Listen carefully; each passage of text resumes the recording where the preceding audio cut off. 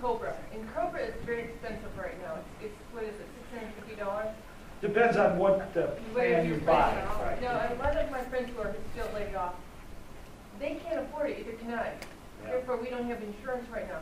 Now, you mentioned something in unemployment benefits. And first of all, I support you. The Republicans were not increasing the budget for unemployment benefits. That's hogwash. But what, under this plan, could decrease the COBRA to allow people like myself to get health care? Well, again, when you take a look at it now, you're going to be eligible for a tax credit. You're entering the individual insurance market. A tax credit is separate from a deduction. We're going to give you resources, money, if you will, that will help buy down the cost of the health care plan.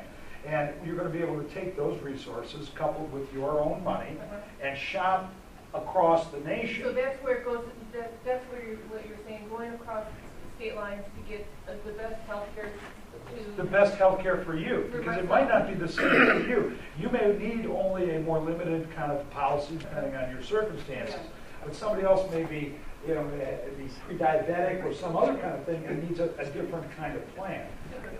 So I think that will go a long way towards help reducing the cost, not only for you out of pocket, but it will also help bring down the cost, because now you've got to compete with insurance plans that are being sold everywhere. Because I agree with what you're saying, because I checked into it, and just for just major medical, it's too expensive.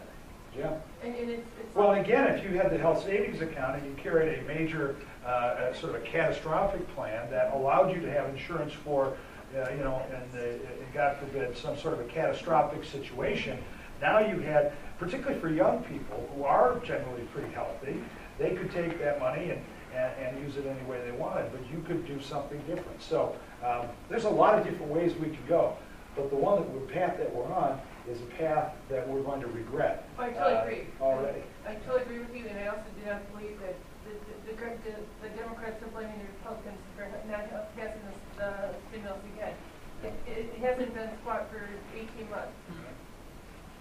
Well, and that's the key, and it comes right back to that, is about jobs. And again, that's why, you know, that is a specific. I told you before, the reason I'm running as much as anything else is because of that little baby girl and the future that we're leaving to her and the children and grandchildren of all, each and every one of you. That's really our responsibility. Our responsibility is to step up, make the tough decisions, do what's necessary, and be more concerned about solving these problems than feathering our nest and making new friends on the Washington cocktail circuit.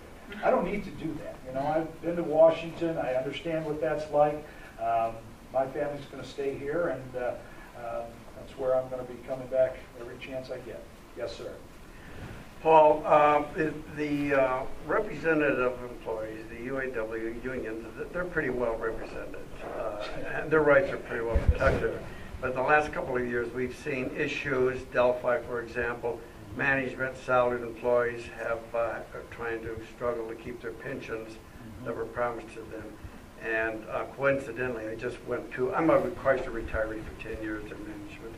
And since the bankruptcy, Chrysler formed the NCI, World National Chrysler Retiree Organization, and there's 5,000 or 6,000 people joined. Their main mission is to get into law something that's going to protect those pensions so corporations can't misuse those funds in whatever way. It's been a struggle to get it into law. They've been trying to work, because they had a couple of trips to Washington. But it really hasn't happened yet, but that's their agenda. Well, that's a worthwhile agenda. I mean, you've worked your entire life for that. This was a promise the company made to you. Now, conditions do change, but when it's sort of arbitrarily and capriciously the rug is pulled out from under you, you know, that just isn't right. So I don't know enough about the specifics that your organization is moving forward. I'd like to look at it, because I think it is only a matter of fairness. It probably wouldn't hurt to contact the organization. Yeah. Gary Peters spoke at one of our meetings 2 years ago, and he got in. Yeah. I don't think that most of us were for him, but it's a good source of contacting a lot of people. Absolutely. Well, let me talk to you afterwards. Maybe you can point us in the right direction. And NCR.org. Oh, okay. And it's a huge site, and there's all kinds of information. Wonderful. We'll definitely take a look at it. Because, I mean, we've seen, you're right, Delphi and a number of other companies in this area, folks have worked all their life, paid into that pension, and now it sort of goes up in smoke. And that's just not right.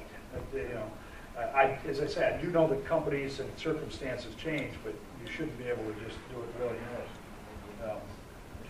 Well, it's almost about the witching hour. I've probably exhausted all of you. I do want to thank you for being here, listening, and offering your ideas and suggestions. And I would just again ask you for your vote and your support and your help and your prayers, because what we are undertaking here is bigger than any one of us, but it is important enough for all of us to get involved, and we